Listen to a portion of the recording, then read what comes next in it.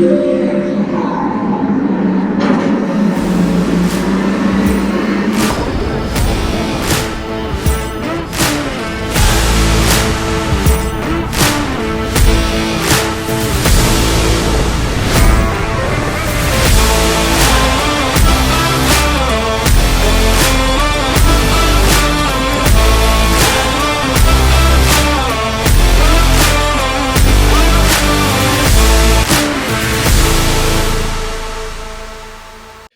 right, everybody, welcome back to another episode of Mondays Down South. Si and I are here for some more baseball content coming after you after opening weekend in baseball. So we're, 3 or 4 games in the books for each team respectively, depending on how their schedules shook out. So as always, we're going to open the show here with kind of an Orioles and Mets State of the Union, just to give you an update on how things went for those teams to start the year.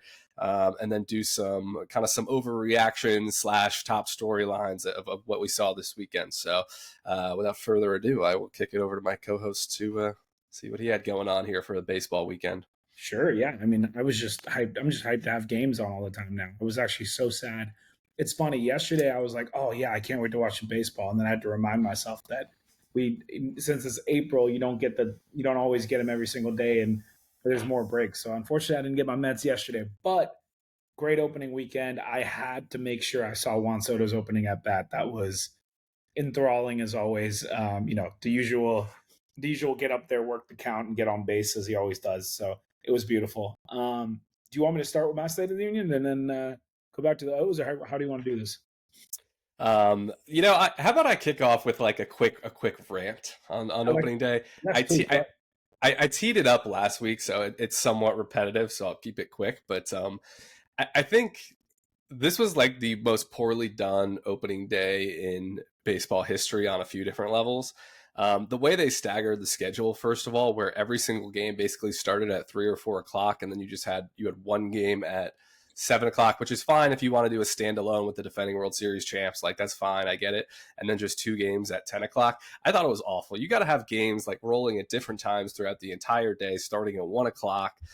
All day long. So I was very, very angry about this as someone that loves to just sit there all opening day and watch a slew of games. Whereas, this time everyone was probably kind of locked into their own team at the 3 or 4 o'clock window and wasn't really able to catch some of the other action. And then the whole MLB TV incident was an absolute disaster, absolute joke on MLB's part that MLB TV would go down right at first pitch of opening day, basically. And the way they, I don't know if you got the email on it, that they are trying to compensate people with, $10 off of the MLB shop store, which is, almost like a trap of them just trying to get you to end up spending more money. Just an absolute disaster from MLB and Manfred here on opening day. Obviously still thrilled and enjoyed everything that went on opening day, but honestly, probably the most poorly done opening day that I've ever seen. So that's my rant to start the show.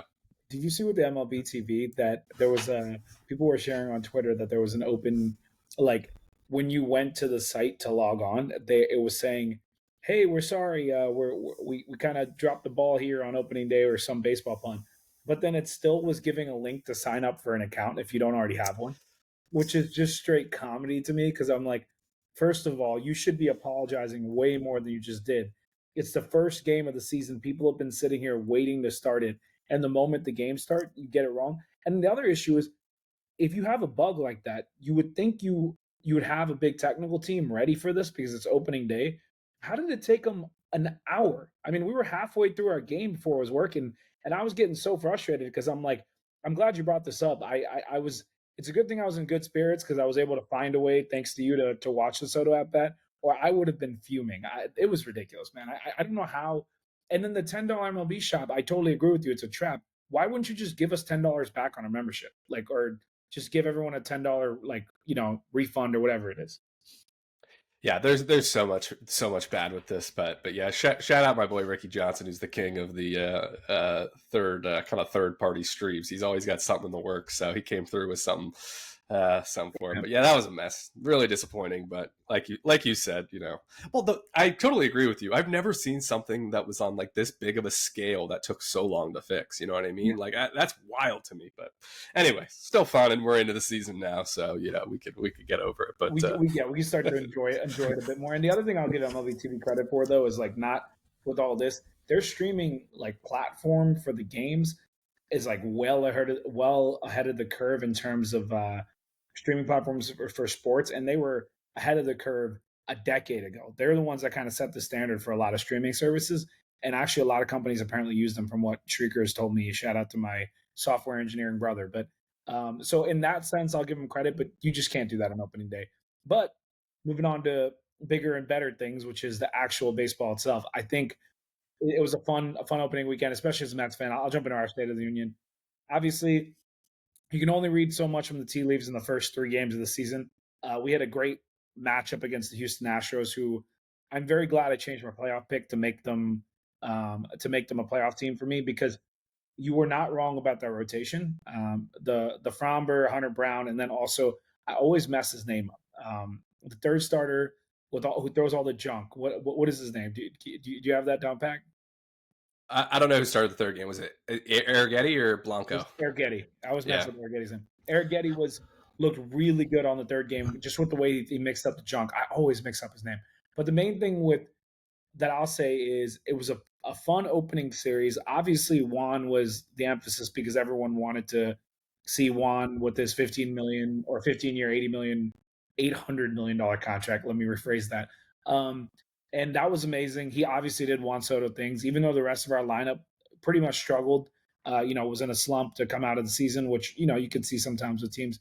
He looked like Juan Soto. He was getting on base. He was working through counts. It was pretty iconic too, because the end of the first game we watched Josh Hader against Juan Soto with runners on and a chance to tie the game, and it went 3-2, and he fought through, and then Hader threw a nasty slider and got Juan on the pitch. So it was a pretty epic way to start it. My quick notes and takeaways are: one, our bullpen was the positive. It looked dominant. I think we pitched 9 or 10 innings out of the bullpen, and it was 0 runs allowed. And even guys like Max Kranick and them coming in facing Jordan Alvarez and attacking him and getting him out was pretty impressive to see. And then our starting pitching, I got to give props where props is due. I mean, we had Clay Holmes as our opening day starter, followed up by Teller McGill and then Griff Canning. And even though we didn't win the series, even though we went 1-for-2, our starting pitchers did about as well as you possibly could have expected, especially without our quote unquote aces not pitching the opening weekend with Kodai Senga and Shamanaya. So I was really impressed, especially with guys like Tyler McGill and Griff Canning, who Canning people say was the worst pitcher in baseball last year by every metric, and he gave us a great start. So if we can do that, we're in good shape until we get some of our horses back and until we get them going. The irony is we all expected our offense to be incredible and our pitching to be where we'd have to make up the difference with offense. And this weekend, our offense really let us down. I expect that to change as the season progresses. The main things I want to keep an eye on is Brett Beatty, obviously amazing in spring training as he always is, and then struggled out of the gate. So we really got to keep an eye on that second base position, because between him, Luis Angel Acuna, Ronnie Mauricio down the road, and maybe even a Jet Williams, we got a lot of guys we got to consider for that spot. And it's going to be an important one, at least until we get Jeff McNeil back. That's the takeaway. I already talked about the bullpen, and then we just need some of our other like veteran guys to get going. The Lindors, the Nimos of the world. They need to set the stage. I'm not going to rely too much on the bottom of the order guys immediately. They're kind of there to supplant. I do want to give a quick shout out to Jose Siri though, because in the first weekend he's already caused chaos by walking, stealing second, taking third on a pop up to the center fielder, and then scoring on a slow ground ball to the pitcher. I love that kind of chaos. So that's my quick try to get everything out State of the Union. Do you have any thoughts about the Mets before we jump to the Orioles? No, I think that makes sense. Like you said, it's hard to divulge too much from a quick weekend series, but yeah, good to get a competitive series out of the way right away against Houston. So it's a good one to watch. Yeah, quickly for the Orioles, kind of shameless plug, but if you do want more Orioles content, and I'll keep these updates brief for the sake of talking about the whole league, but follow Birdland Minute on YouTube and Twitter. That's 1 minute recaps of every Orioles game and just kind of live tweets throughout the game. So if you want more specific Orioles content, check it out there. But in terms of the high level State of the Union, like you mentioned, tough to draw too much from just one series, but solid split with Toronto on the road, which, can never, just trying to break even on the road usually, and especially in the division. So it's a solid outcome, kind of as you expected. The offense looks lethal. Even the guys like Cedric Mullins and Jackson Holiday both look great to start the year, which is huge. Tyler O'Neill is like batting 600 or something insane. So, you can't ask much more of the offense. Rutschman does look like he's going to have a huge season after a great offseason. So that's all good. Unfortunately, the injury bug continues to just be an absolute nightmare. Colton Cowser broke his hand on Sunday, so we'll lose him for a couple months. Luckily, outfield is our deepest spot, so it's a hard guy to replace as one of our best all-around players, but gives Heston Kjerstad an opportunity to get a lot of at-bats. So offense in a great spot. The starting pitching was rough the first time through, definitely. Eflin was great, but Charlie Morton got destroyed, and Kramer wasn't great, and Sugano looks very uncomfortable, although I'm not quite as worried about that. I think he was just kind of a nervy kind of first game, and then Povich was pretty good today. Actually, he got kind of unlucky and allowed 3 runs, but I thought he had 8 strikeouts in like 4 innings against one of the best lineups in the league. So, but yeah, first time rotation was not good, and then the bullpen though was a major plus. The bullpen was lights out the entire weekend. Felix Bautista still looks a little iffy coming off of Tommy John, but everyone else looks great. I mean, even some of the guys at the back end of the bullpen. So that was huge. But yeah, I mean, overall solid start. But kind of everything went, I guess, as expected, with the pitching being slightly weaker, but the offense looking great. So yeah. I think especially with just a weekend, that's a good takeaway to start off with. My main things I'm just looking at is for both of our teams, how is our starting pitching going to hold up? Because that's the biggest point of concern, and it's good to see that our bullpens have started off hot. I think obviously that can be more variable throughout the course of the season, but I feel good about it. So no, that's good to hear. If you want to jump into some overreactions, I can tee you up quickly for one. Well, let's just get the high horse out of the way. What do we think the Dodgers are going to have the best record of all time, assuming they actually go for it? Because it's hard to think they're not going to. It's one weekend. We already talked about it in the opening thing, but 5-0. I mean, come on, and they face Skubal. Like, what? Go ahead. I'll let you react to that. Yeah, I mean, they're just unbelievable. I didn't watch a ton of them this weekend, but yeah, it's going to be one of the best teams of all time, I think, for sure. There's not much else to say. Just, I was thinking about like how hard it is and how like perfectly you have to play just to beat them on any given night is crazy. So, yeah, not much going wrong there. Sasaki would be one. Sasaki looks like definitely a major project here through his first couple of starts, and then Freddie Freeman, I see aggravated that ankle, so he might be in and out of lineup. But yeah, everything is pretty coming up roses there for the Dodgers. Yeah, I think Freddie's the one thing that, like, obviously he is one of the greatest first basemen and hitters I've ever seen, like, period. But the thing that I was wondering is, especially as I watched him in the latter half of last season, it felt like he wasn't quite Freddie Freeman of, the last couple of years prior. And obviously he bats third in that lineup. So that's where I wonder if he's more entering that. I mean, obviously he's better than him, but if he's more entering that Anthony Rizzo territory where he's getting older and starting to get a bit more hurt, that's the only way I could see them having a marginal weakness. Because obviously I do think the top of their lineup is so damn good, even though they have that depth. But I still am not worried about them because of all the reasons you just mentioned. One of the best bullpens, one of the best rotations. Even if Roki gives them like an 8 or 10 ERA, they're fine. Like they're chilling. They got enough options out there. But yeah, it was a crazy start. What about you? Anything you want to jump on the bandwagon for? So I think the biggest storyline from this weekend is the torpedo bats. Yep. Yeah. I mean, this is a crazy story for anyone that hasn't seen it. That the Yankees, and it looks like a lot of teams have started looking into this, but the Yankees essentially really just went all in and rolled it out. But a completely redesigned bat that moves some of the wood from like the label or the handle, and puts it into not just the sweet spot, right, the theoretical sweet spot for on a general basis, but a specific sweet spot to each player. And they went out and absolutely, like, I don't even have an adjective to what they did to the Brewers, scoring 20 runs on, I guess, Saturday with first 3 pitches of the game were home runs off Nestor Cortez. So, I got to get your views, on this, on, how you think it's affecting the game. If you think they're going to get banned, like there's so much to unpack here with these bats. I'm going to be so annoyed if they start the season with those bats in and then somehow gets banned and then the Yankees are the only ones that benefited from it. Because what is the rest of baseball doing? If, like, genuinely, if the Yankees have found this cheat code of a bat and they're dominating with it, I blame the rest of baseball. I don't blame them. It's like you need to, like, know that if something like that exists, you should be testing that. I've actually heard your Orioles and a couple other teams have started to like tinker with it a bit more. And obviously, for guys like taking on a new bat is not the easiest thing to do. People have their particular preferences, but at the same time, if it's going to benefit you, and clearly it's a small sample size, but we're seeing guys hit the ball for more pop than you would expect out of them early on in the season. I mean, we'll see how it persists, but I think for a short sample size, you're seeing ridiculous amounts of power coming out of like 1 through 9 in their lineup. And their lineup we talked about isn't that daunting to start off with.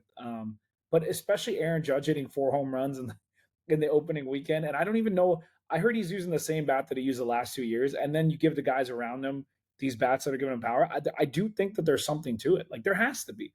I don't think that. I mean, unless this was some absolute anomaly, but I'm not inclined to believe that. I think there's definitely something that is making them, you know, giving them that pop, especially with the customization part that you're talking about. It's not like you're just getting like some beefed up bat, like you're getting essentially a stronger and bigger sweet spot. It's almost like corking your bat. It feels like, I don't know, maybe that's an exaggeration, but there's something there. Yeah, in defense of them, the Brewers allowed 10 runs to the Royals today, so the Brewers might just be that bad. But yeah, I think it's more just like the barrel rates are going to go up, right? Because Yeah. it's a little different than corking your bat, and then it doesn't necessarily, I feel like, give you more juice per se, but it just gives you that wider frame of reference to find the barrel, right? Which is ultimately going to give you more opportunities for power and just base hits in general. But yeah, I do think more teams had started looking at these bats than it seemed at first. Just the Yankees were the first one to kind of like give it a whirl in a game, and we've seen some more guys start to use it in game. And I saw something about there's more orders. I guess it's legal. I They can't use it. Yeah, I didn't see Jeff Passan, I think, did a breakdown on ESPN maybe today. I haven't watched it yet, but I definitely will, just to kind of assess the legality of it. But yeah, obviously, it probably would have been stopped by now. So I'll pose to you: do you think it should be legal? I mean, I don't have a problem with it being legal if it stays within the guidelines, which it looks like it is. I read something about this, and it was within the parameters of length and width that was allowed.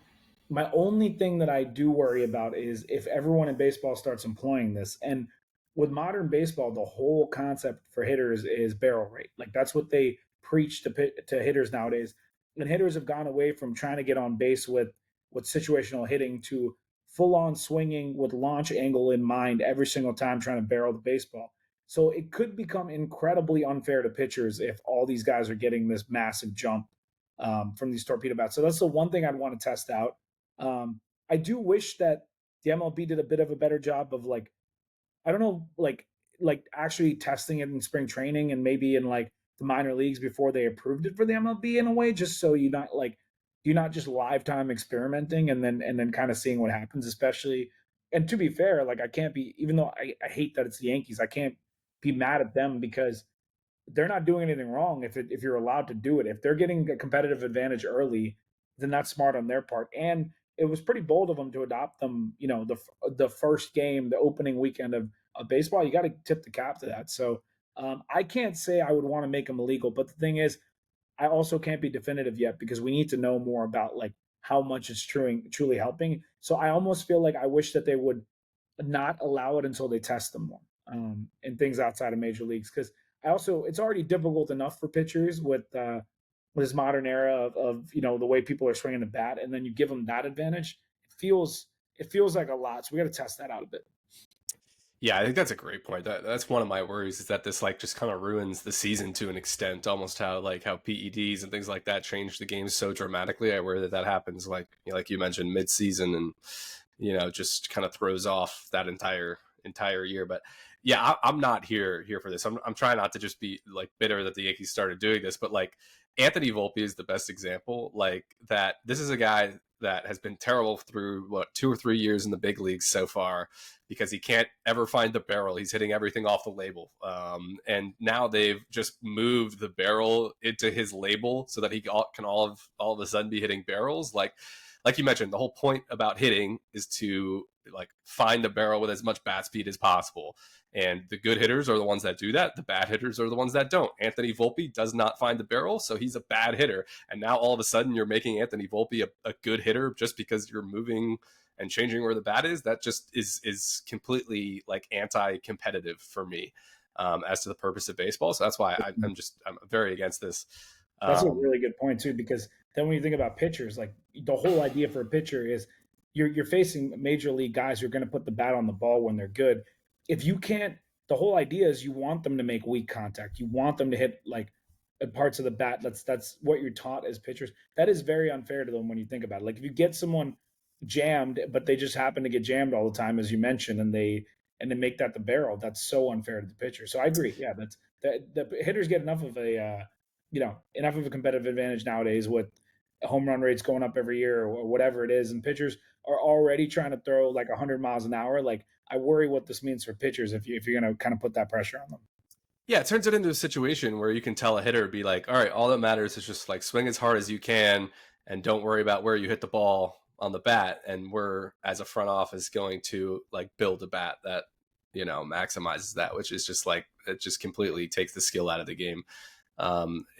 In some respect, obviously there's way more that goes into it, but yeah, not a fan. I'm hoping they figure this out quickly. It reminds me of those wiffle ball bats. It'd be like, if you change that normal yellow wiffle ball tiny little stick bat for one of those huge orange like bazooka bats that just like that's almost what they've done here to like obviously that's a exaggerated satirical example, but it is shocking to think that this was just like deemed allowed without being like, hey, like, yeah, it's, I guess the loopholes is within the parameters. So like, I guess the MLB can't be like, oh, you're not allowed to use this. You know what I mean? Like, I guess they have to figure out a way. They might have to change the rules a bit. That might be the only way. But meanwhile, they have a competitive advantage, so it is what it is. Yeah, we'll see what happens. I imagine we'll see more guys use it, and they'll lose that advantage to an extent. But yeah, still not a fan of the bats, even if everyone is using them and able to. It's just, yeah, not for me. Anyways, you got another kind of overreaction or take you want to make? I mean, I was just curious to see like what kinds of teams immediately stood out to you. I know the Tigers had the Rangers had a good series against the Red Sox. That was one of my favorite first matchups of the weekend that I was curious about to see what we're going to get out of that result. But all the games seemed relatively close, and I think both of those teams are the teams that I think I picked going pretty far in the AL. I had the Red Sox versus the Orioles, but I expect the Rangers to be really good. So I was kind of keyed in on that matchup. I don't know if there's any specific matchups that stood out to you this weekend. No, I did have one Red Sox note with Rafael Devers. I don't know if you've seen his start, but he's I got to pull up the exact stats, but I think he's like 0 for 18 with 15 strikeouts to start the year. And like, people are saying that are trying to say he's doing it on purpose, aren't they? I haven't seen as much of that, but that is the kind of argument, or not argument, but like storyline that plays here. I have 0 for 16 with 12 Ks to be precise here, but and I mean I was Red Sox Orioles was today, so I was watching him hit like just fastballs right down the middle. His eye was still great. He wasn't chasing or anything. He just cannot hit like pitches that are like right down the middle that should be hitting. But yeah, that's what's like. Obviously, it's just like two games, so like it's not the fact that he's like all of a sudden a full-time DH. I would think that would be affecting him, but I do wonder from a broader perspective if the Red Sox will end up having an issue here with him being moved to that full-time DH, and maybe ultimately need to move him down the road, which would be a shame. But I do worry about this situation and how it's going to play out, and his just happiness level being full-time DH, and the slow start isn't exactly helping with that. So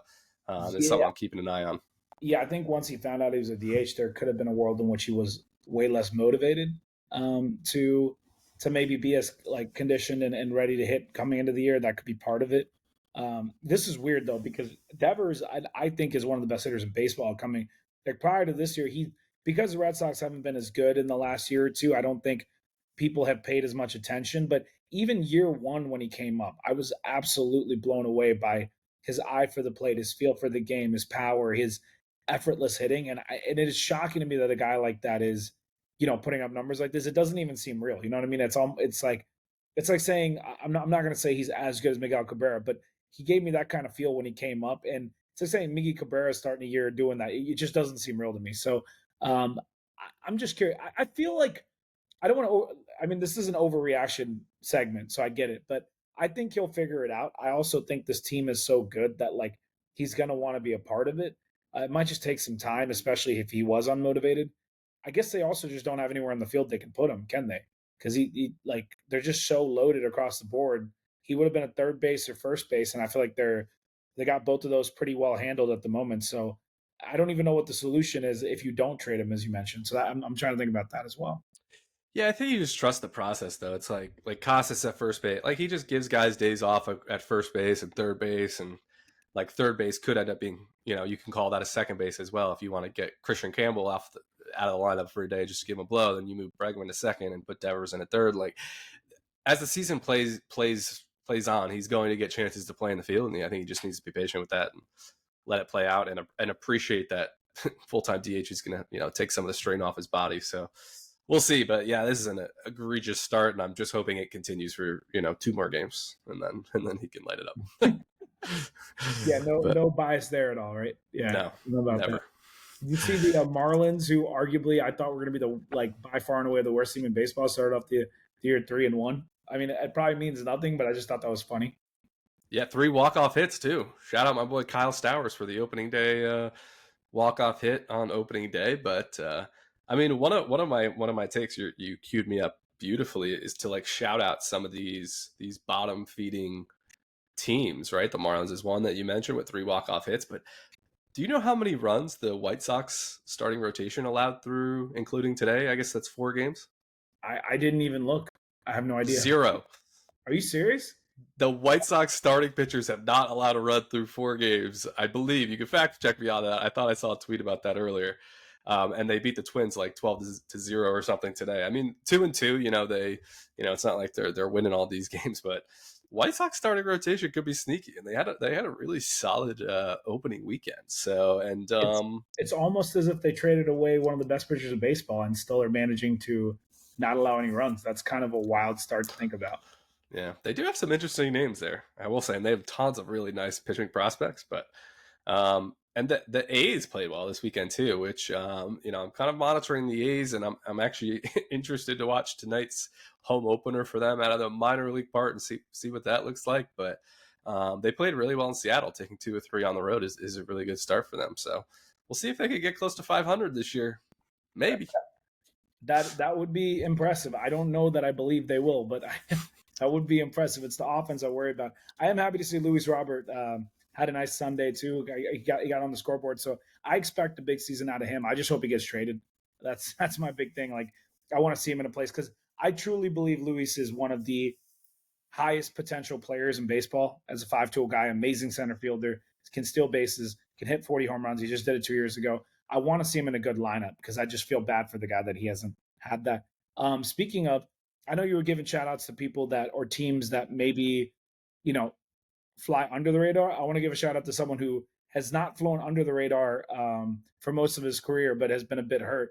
Jacob DeGrom looked like Jacob DeGrom to start the year, which is pretty epic. Against the Red Sox too, which is a good lineup. He looked nasty from everything I'm seeing, and it'd be really impressive. I mean, even as like someone who I know DeGrom didn't want to stay with the Mets and whatever it might be, I will always root for him and his success, and it would just be great to see, in my opinion, at least for a season or a couple seasons, the greatest I've ever seen get back to full form, and it would be pretty impressive for the Rangers. So I just wanted to give him a shout out too. I actually missed that one. That's a good shout out. I'll have to go back and watch his start. Yep. No runs, 2 hits in this first start. Oh, really? Oh, good for him. It was 5 innings, 6 Ks, which is about like with him coming back from injuries is about as I think as good as it gets. Yeah, obviously key for them. Sorry, go ahead. I was going to say I got another one for you. I'm curious. Oh, go for it. What do you think of the Braves starting off with no wins? That's where I was going to go. The Braves offense just an atrocious weekend in San Diego. And just before we jumped on the pod tonight, Jerks and Profar suspended, I think, 80 games for PEDs. I saw a tweet about that at like 4:00. That was like from like, someone that I think is a legit, kind of beat writer kind of guy. And I was like, is this true? And certainly enough, passing confirms it later in the day. So I don't know. I mean, the bottom of the Braves lineup I could see being a huge weak point, especially without Profar now, and you got to move guys up. But it's also hard for me to believe that like a lineup of, Harris, Riley, Olson, Azuna, Albies, eventually Acuna, Drake Baldwin's a nice young catcher, and they'll get Murphy back, like Arcia batting ninth. Kellenic sucks, but whatever. If I find it hard to believe that's not going to be a good lineup, but yeah, just an atrocious start for the Braves.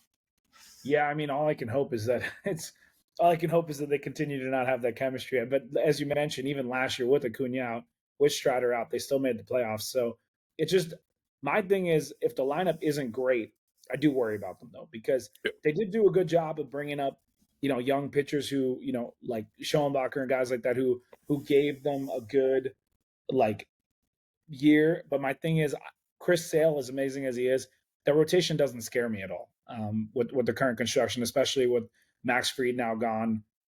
With they used to have Morton, who used to be really good for them a few years ago, and then obviously slowly started to fade, and he's gone. So the rotation does not scare me. So their hitters need to be good. They can't, and their bullpen isn't particularly dominant either. So when I factor all that in, it's a little interesting. It's something to watch, I think. Yeah. Ronaldo Lopez, I think, got placed on the IL today as well, so that's another blow to the starting rotation. But yeah, that's definitely a big story. I think that's. What do you think of the flip side, though? The Padres starting off with all the chaos of their ownership situation and everything coming out, kind of feels like they made a bit of a statement of like, hey, like, don't sleep on us, we're still here, kind of situation. Yeah, I mean, I think the bottom half of the rotation for me is still going to be a problem.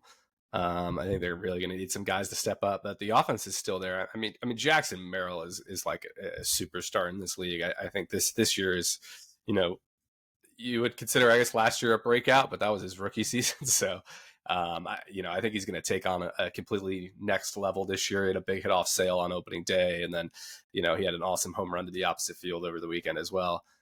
Maybe even left on left, or actually it might not have left the yard, but did a double off the wall, something like that. So you got Machado there, who's kind of aging, but still, in the prime of his career. And there is depth questions with the lineup, but they brought in some interesting kind of veteran pieces. Like Gavin Sheets is having kind of a resurgence right now to start the year. Baltimore native, shout out Gavin Sheets. But we'll see. We'll see. I'm not reading too much into it, but yeah, good start for them at home. Okay. Do you have anything? I have one more too, actually, for you. Go for it. I don't have. Yeah, that was pretty much my list. So one curious one. Last week I brought them up as like a sneaky fun team to watch, but the Nationals. Did you see Mackenzie Gore's first start of the year?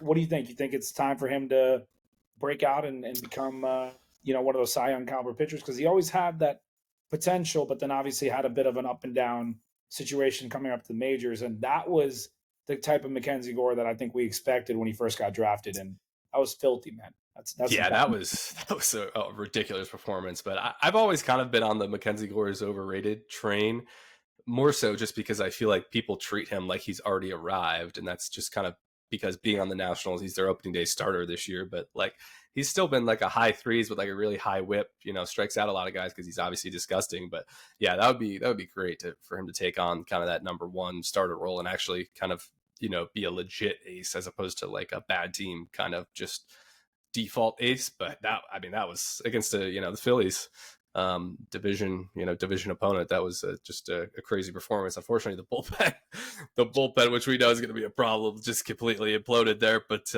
yeah, Gore, really, really good start. That Soto trade, man. Like at this point, you've kind of started to see the pieces bubble up to the surface. And James Wood, potential superstar player, Mackenzie Gore, potential number one starter. Robert Hassel is probably going to be up early this year. Kind of had some faded a little bit where he didn't hit that well in the minors, but had a really good spring. Could be a piece. Susana is like, throws like 102. He's probably not a starter long term, but he could be like a bullpen piece if he ever figures out command. And and then CJ Abrams is the one guy that's already he's already an all-star player. So that is best trade in baseball history. It's up there if this continues to go this way. Probably the most even, I'd say, in terms of in terms of, because it's not like they gave up. When you say best trade in baseball history, there's ones where like James Wood got traded Sure. back in the day, and obviously one side won by a lot. This is the best trade in the context of like actually getting a real value back for trading away your franchise superstar that could go down as one of the greatest players ever. I agree with that. Yeah, I would say the Padres, though, like, yes, they got a generational type player, but he wasn't a generational type player True. for them, and True. it's not like he led them to a World Series or anything. Now, I will grant you they pivoted out of They that really still, well with the Yankees by getting, Michael King and some. Michael King's a stud, but he's going to be gone after this year potentially. So, I don't think the Padres really got all that much out of that. But yeah, their team probably would be looking a heck of a lot better right now if that trade wasn't made. But hindsight's 2020. I mean, sometimes like I think they traded for him at a time where they had a loaded lineup and a loaded pitching staff and felt like adding him would win him a World Series. Didn't quite happen, but I can't fully knock them for making the trade, especially because it was multiple years of control. And one thing I will give him credit is AJ Preller did what he does, where he just got, where at least he got something out of it instead of just holding onto that contract and then losing him. So, in that way, you got to, I can appreciate that. fair enough. Fair enough. I don't know if I had too much else from the weekend. I'm trying to look back here, but did you get through all your talking I think points? so. My only last question for you was if based off your first weekend, if anything changes for you in terms of the picks you made for the playoffs, just like Ooh, immediate reaction overreaction type thing. You know me, I'm not one to change very quickly, so I'll probably sit still with my picks for a while, even with the Yankees having the weekend they did. But I'm curious to see if you have any quick wait. I would have done this differently.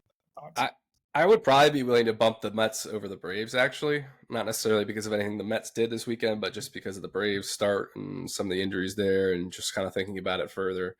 I do think the Yankees, like this whole bat fiasco, but like I think we as a tandem were way too harsh on the Yankees, specifically their lineup. I think that was a poor a poor effort from on our end, but I think that would be it. Is Aaron Judge going to somehow end up surpassing his own home run record? Like the man already has four. Like I was thinking, oh, Soto is the reason that he was able to do it again, not because he is an amazing independent of him, but obviously it helps to have that in front of him.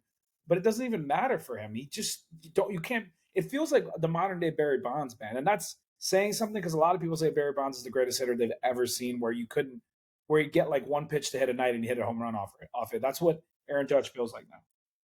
Yeah, and actually going through the divisions, I have one more team from the weekend that I think deserves a mention. That's the St. Louis Cardinals. Well, actually, probably both teams from that series. The Cardinals sweeping the Twins over the weekend was an interesting result, and I think people kind of went into the year kind of giving up on the Cardinals, including me. But they have a nice young lineup, and it seems like they fired a hitting coach that was like causing a lot of issues, and maybe one of the big reasons that their lineup was such a struggle last year. But you look up and down, like Jordan Walker and Nolan Gorman are kind of the keys. There's not a lot of Nolan Gorman believers, but maybe Walker could be a bounce back. Like Ivan Herrera is kind of their new starting catcher. He has a lot of potential with the bat. And then Nootbaar's off to a really good start. You still have Arenado there, and then you have that kind of trio of random lefties with Brendan Donovan and Alec Burleson. And then you have interesting young players at the bottom of the lineup, like Mason Wynn. Is he going to hit? Maybe he's like an Andrelton Simmons type player, just with the defense. And then like Victor Scott's off to a great start, and they're pitching. There's good amounts of like there with Sonny Gray at the top, some interesting young pitchers, and some good veterans. Eric Fetty had a really good spring, and the bullpen's in okay shape too, with Ryan Helsley being nasty and shutting it down at the back end. So in a very weak division, especially with how the Brewers look so far, they could have a shot. They could have a shot. They could definitely make some noise. My thing though is I'm still not fully sold on them because of the rotation is just not daunting to me. Sony is a stud, and Eric Fede is a good like middle of the rotation, back end rotation guy to have. But I need to see more for them to prove that that 2-3 situation is a bit concerning for me. And my thing is that wouldn't be as much of a concern if I could fully rely on their lineup. But obviously, like their situation is they can make the playoffs if all their post type sleepers play out, and they have quite a few of those. Like they have so many guys that were prospects that we thought were going to be absolute studs, and then they came up and didn't quite achieve what you wanted to see. But they're still young, so it could be one of those teams that where these guys are late bloomers and they figure it out. So Jordan Walker specifically is one of those guys I'm looking at. So yeah, I love Lars Nootbaar. I want him to be good just for his name alone. Like I just want him to be good. Yeah, he's a good dude, and the Twins are pathetic. I mean, Dude, what is going on with them, bro? They have enough talent that you shouldn't be this bad. So my issue, I think I phrased it well today with their offense, is it's like they have a very fool's gold offense because it's like they have three of the most injury prone players in baseball. Royce Lewis is by far the most injury prone player in baseball for me. Byron Buxton, who's already injured, like all he did was like leap for a home run ball over the fence and like injured himself today and left the game with the White Sox. I think Correa left the game as well today. Like he's probably top 5 most injury prone guys. And really those are their 3 key players. And the rotation, I do like the top 3. With Pablo Lopez, Bailey Over was number 3, and then Joe Ryan could have a good year. But Chris Paddock, like, just looked horrendous today, and I've never been a believer in him outside of his good rookie season. And they have some interesting depth starting pitchers that they sent down to the minors, those Zebby Matthews and David Festa, which I was a little confused about. But and they have a good bullpen, but it's not for me. It's not for me. My main thing that you mentioned that is a good note, like putting aside the Twins, is Chris Paddock might be the biggest anomaly to me from a rookie and then post rookie that I've seen personally, because I remember watching him with the Padres and thinking it wasn't just that he had a good rookie year, it was his swagger and the way he approached pitching. I thought he was going to be this like dominant ace type pitcher with the way he came out and showed out, and his stuff looked nasty. I don't know what happened. I don't know if it was the injury. I have no idea, but it's just weird to me that he's so far like removed from what he was his first year. I hope he finds it. He's a fun guy to watch, but so far he hasn't quite gotten there yet. Weird for him though. Yeah. I think that's it for me. Should we look ahead to this weekend? Maybe if there's any, I don't know. You got any series or matchups that you're looking at this week? I mean, my whole bias situation right here is I just can't wait for my team to come home, man. That's the one tough thing. Like I always wish, and I know it's not the most practical thing, but I always wish that like teams would, not have back-to-back road games to start the year. But at the same time, like that's kind of hard to avoid in this modern, like when you're traveling and stuff. Someone's got to. It makes it a bit more difficult, but. We got the Dodgers Phillies this weekend, which I think that was your pick for the National League Championship Series, so that's a big one. And outside of that, I mean, obviously I'm biased, but I want to watch my Mets. It's not some amazing series, but I just want them to come home and play the Blue Jays at home. So, any thoughts? Oh, the Royals, Orioles, man, you got a fun one. Yeah, Red Sox and Royals this week, so it's a interesting, difficult stretch here for the Orioles. But Dodgers Phillies is definitely mine. It looks like Sasaki's going to throw in that series. That should be a bang. Well, all right. Anything else? I think that's it. We should have a weekly. How many games do we think the Dodgers are going to lose? Tracker. So how many think the Dodgers are going to lose this week? 0. What do we got? So they got Braves for 3. Braves for 3 and Phillies for 3. So let's say I'm gonna say they sweep the Braves at home. Braves are playing awful, and I'll say the Phillies win 1. So let's give them 1 loss this week. I was gonna say I'd set the line at 1.5, and I'm going under.